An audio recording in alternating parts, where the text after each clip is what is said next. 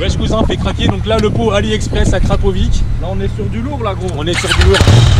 Ah ouais, ah ouais.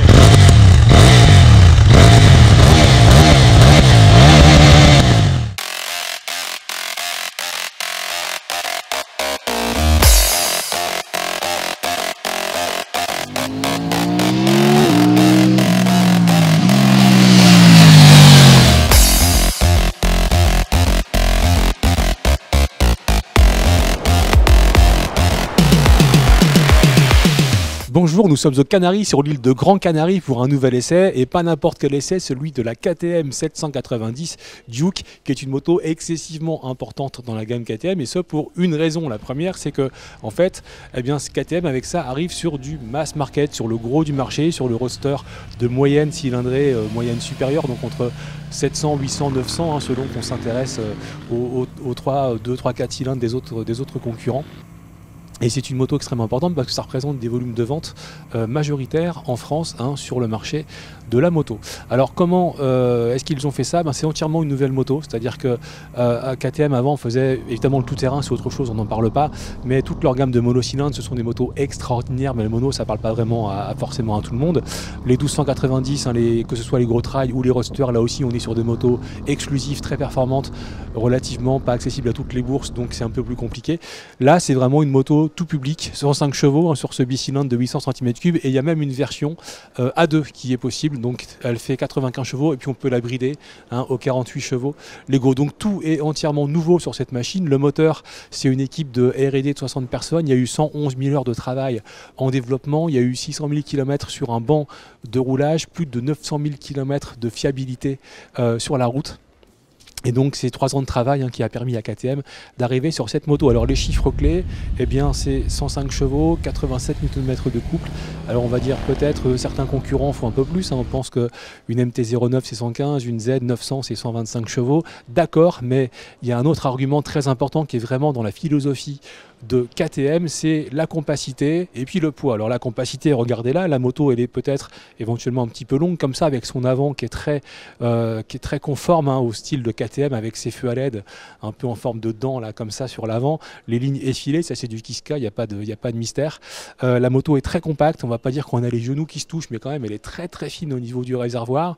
Même si elle est petite, elle est bien pensée, parce que moi qui suis assez grand, eh bien on a beaucoup de place ici pour bouger sur la selle et puis se reculer et se fondre un peu dans la moto quand on attaque. Donc il n'y a pas de souci de prise en main pour tous les gabarits, que ce soit les plus petits ou les plus grands. Donc ça c'est important, on n'est pas sur une moto qui est lourde et encombrante comme certaines de ses concurrentes, et puis on est sur une machine extrêmement légère, 169 kg, c'est le gage d'une vivacité et d'une agilité qui est quasiment parmi les nouvelles références de la catégorie. Alors vous verrez tout à l'heure dans la vidéo, hein, on a fait plein de caméras en GoPro embarquées, parce que les paysages des Canaries sont magnifiques, c'est que du pif-paf, hein, droite, gauche, deuxième, troisième, ça tourne vraiment beaucoup, et on a pu voir que l'agilité de sa moto c'était vraiment une de ses premières qualités. Sur le plan du moteur, j'y reviens, 105 chevaux, il y a quand même pas mal de couple, hein, les 87 Nm en valeur maximale. Sachez qu'on a plus de 72 Nm à partir de 5000 tours jusqu'à 10 000, donc en fait ça tracte assez bien. Alors c'est pas forcément un moteur très démonstratif ou ébouriffant, on n'est pas là à se dire ouais, ça marche fort.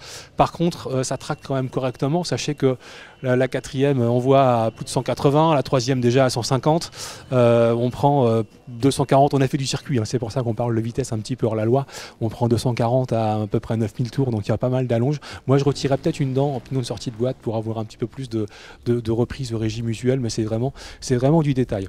Autre point extrêmement important de cette moto par rapport à la concurrence, c'est un package électronique complet. Quand KTM dit ready to race, c'est quasiment ready to race. Il y a toutes les cartographies moteurs, il y a un mode pluie, un mode route, un mode sport et même un mode track.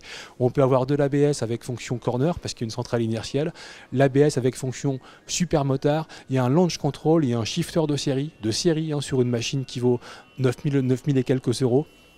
On en connaît d'autres, hein, plus exclusifs, qui sont à 16 000 et qui l'offrent même pas. Et ça veut dire qu'en fait on a un package qui est extrêmement performant. Alors pas forcément sur le temps des pneus ou des suspensions, c'est des choses qui sont, je dirais, dans la norme. C'est vrai qu'à ce prix-là, on n'est pas sur des modèles SP, sur des modèles exclusifs, sur des modèles sportifs. Ça viendra peut-être, moi j'imagine que peut-être un jour il y aura une 790 Duke R. Mais en tout cas, tel que le package est là, vu que c'est une moto pour des gens qui débutent raisonnablement dans la moto, on a agilité, allonge, du couple et surtout un package électronique complet pour se faire ses propres réglages, le shifter. Et c'est une moto qui est vraiment marrante à emmener.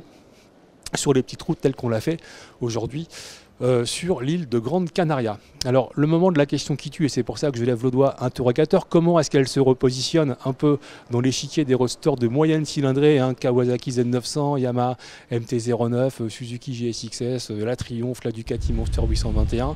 Je dirais que c'est pas forcément la plus valorisante, c'est pas la plus grosse, c'est pas la plus puissante, c'est pas la plus impressionnante, mais pour le motard qui sait que le plaisir c'est aussi la légèreté, la compacité, la vivacité et l'électronique qui permet d'avoir sécurité et efficacité, c'est un choix intéressant, et ça c'est aussi les valeurs de chez KTM. Alors restez avec nous sur la chaîne YouTube du Repère des Motards, on a encore plein d'autres motos à essayer sur le millésime 2018, dont une d'ailleurs très bientôt de la famille de KTM, ce sera l'Husqvarna 701 Vitpilon, autre roadster intéressant.